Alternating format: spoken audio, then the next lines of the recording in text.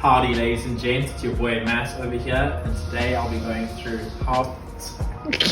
Howdy ladies and gents, it's your boy Matt over here, and today I'll be going through how to use our 60 litre water wash station.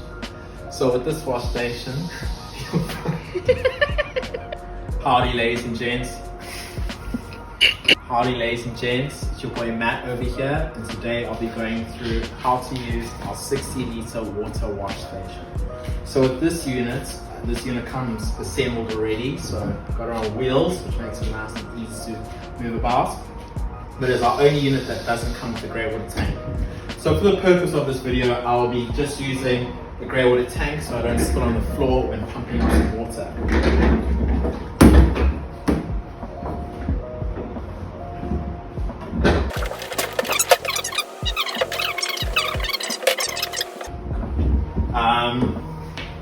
So yeah, just pump your foot, and there you go. As recommended, just use a soapy water solution, just so you don't have any soap dispensers or bars of soap. Just makes it easier when washing your hands and a little bit more hygienic.